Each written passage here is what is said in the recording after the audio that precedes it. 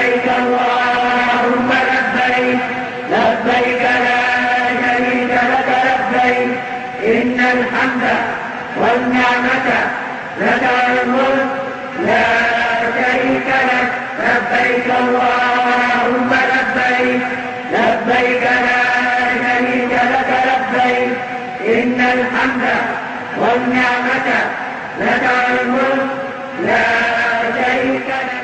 بسم اللہ الرحمن الرحیم.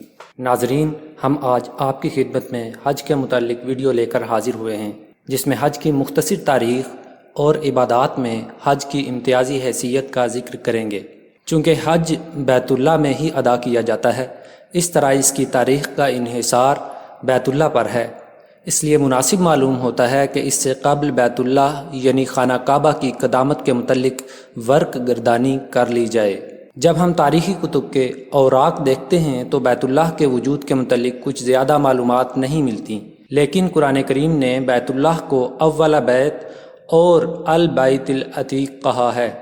اس اعتبار سے یہ کہا جا سکتا ہے کہ حضرت ابراہیم سے قبل بھی یہ مقام مقدس تھا اور لوگ اس کی زیارت بھی کیا کرتے تھے. اس حوالے سے مشہور صوفی بزرگ اور 13ویں صدی کے مجدد حضرت محی الدین ابن عربی کا کشف بھی ملتا ہے، جس میں انہوں نے دیکھا کہ کچھ لوگ خانہ کعبہ کا طواف کر رہے ہیں. ان سے پوچھنے پر ابن عربی کو جواب ملتا ہے کہ وہ بہت پرانے زمانہ کے لوگ تھے جو ہمارے آدم کی تخلیق سے بہت پہلے کے تھے، اور پھر وہ لوگ ایک شعر پڑھتے ہیں کہ ہم ہمیشہ سے اس مقام کی زیارت کرتے چلے آئے ہیں اور اس کے گرد طواف کرتے رہے ہیں.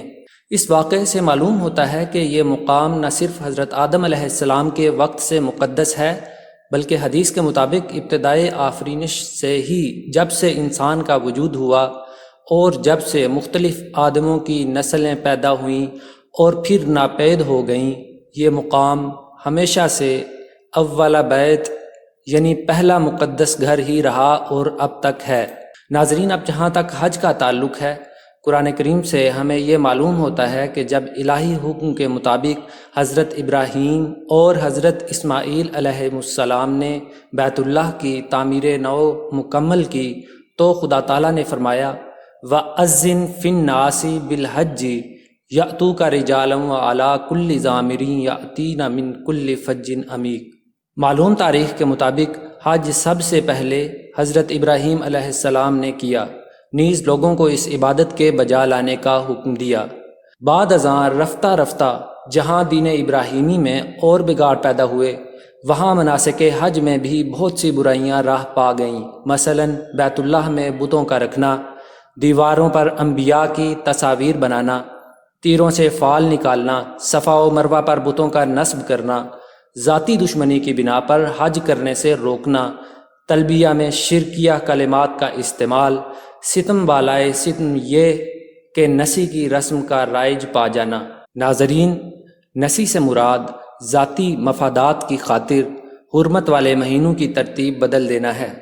فتح مکہ کے بعد رسول کریم صلی اللہ علیہ وسلم نے حج کا موجودہ طریق جو دین ابراہیمی کے مطابق ہے رائج فرمایا. ناظرین، اب ہم حج کی فضیلت اور عبادات میں اس کی امتیازی حیثیت کا تذکرہ کرتے ہیں. قرآن کریم میں خدا تعالیٰ فرماتا ہے وَلِلَّهِ عَلَى النَّاسِ حِجُّ الْبَيْتِ مَنِ اسْتَطَاعَ إِلَيْهِ سَبِيلًا. حج کی فضیلت اور عبادت میں امتیازی حیثیت کئی لحاظ سے ثابت ہے.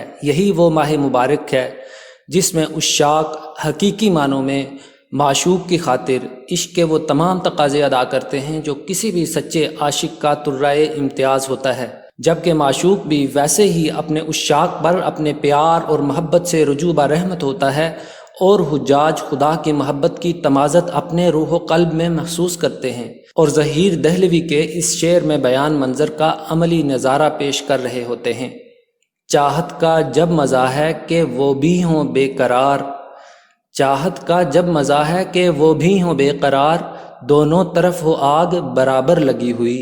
حج کے لغوی معنی قصد کے ہیں، جبکہ اصطلاحی معنی بیت اللہ شریف کی زیارت کی نیت سے کئی شرائط کے ساتھ مکہ جانا حج کہلاتا ہے. حج اسلام کے 5 بنیادی ارکان میں سے 5واں رکن ہے، اور اس بات کا ذکر حدیث کی مشہور کتاب بخاری اور مسلم دونوں میں موجود ہے. حج کی فرضیت 9 ہجری میں ہوئی۔ رسول کریم صلی اللہ علیہ وسلم نے ایک موقع پر اس کی فرضیت کا ذکر ان الفاظ میں بیان فرمایا: ایھا الناس قد فرض اللہ علیکم الحج فحجوا۔ اسی طرح صاحب استطاعت شخص پر زندگی میں ایک دفعہ حج فرض ہے، لیکن اگر کوئی استطاعت رکھتا ہو تو 1 سے زائد مرتبہ بھی حج ادا کر سکتا ہے۔ بخاری کی ایک حدیث کے مطابق تو حج کو شرائط کے ساتھ ادا کرنے سے انسان گناہوں سے اسی طرح پاک و صاف ہو جاتا ہے جیسے اس دن پاک تھا جب اس کی ماں نے اس کو جنم دیا تھا۔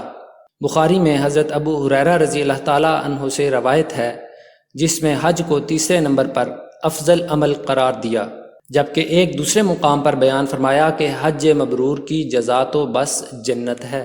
اسی طرح صحیح بخاری کتاب الجہاد باب جہاد النساء میں بوڑھوں، کمزوروں اور عورتوں کا جہاد حج کو ہی قرار دیا۔ ایک اور حدیث کے مطابق یوم عرفہ سے زیادہ کسی دن جہنم سے بندے آزاد نہیں کیے جاتے۔ ناظرین، اگلے پروگرامز میں ہم ناظرین کے علم میں اضافے کے لیے حج کے متعلق مزید علمی و تحقیقی ویڈیوز پیش کریں گے، مثلا حج کے ایام، مقامات حج کا تعارف اور حج کا طریق وغیرہ۔ نیز حج کے متعلق کسی قسم کا سوال آپ کے ذہن میں ہو تو کمنٹ سیکشن میں ضرور پوچھیں، ہم اگلی ویڈیوز میں ان کا جواب پیش کرنے کی کوشش کریں گے۔ اس معلوماتی چینل کو سبسکرائب ضرور کریں۔